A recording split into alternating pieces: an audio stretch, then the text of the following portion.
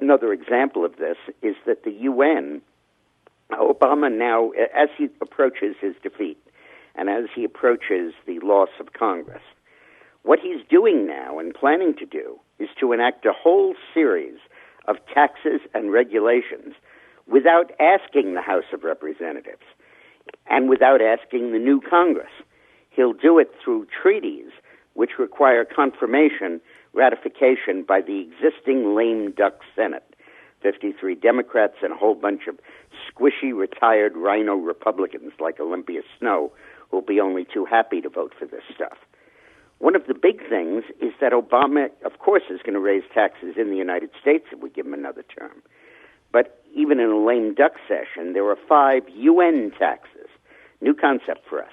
Taxes imposed by the United Nations on the United States, enforced by a treaty signed by an American president, ratified by the Senate. And there are 5 of them right now. The UN is going to impose a billionaire's tax on net wealth and or income. This is in addition to countries' income taxes. Yes, in addition.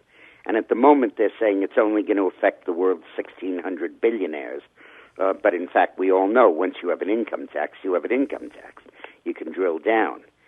There is going to be a Robin Hood financial transaction tax that's in addition to your capital gains tax. Any time that you buy or sell a stock or a bond or even change currency abroad, you will have to pay a financial transaction tax. They call this the Robin Hood tax because the money goes to the third world countries. The Law of the Sea Treaty that's up for ratification in December gives the United Nations the power to tax oil rigs out past the 200-mile continental shelf and demand a percentage of their royalties because it gives the ownership of the ocean to the United Nations.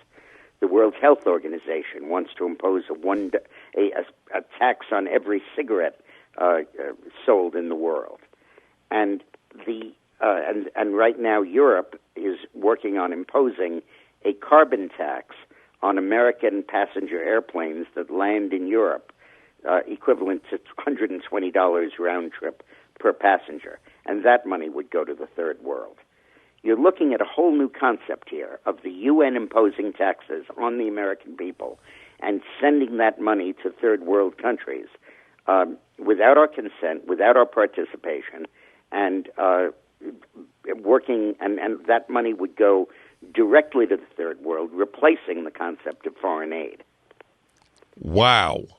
All of this is in this brief, powerful book, Here Come the Black Helicopters, UN Global Governance and the Loss of Freedom, Dick Morris and Dennis, Eileen McGann.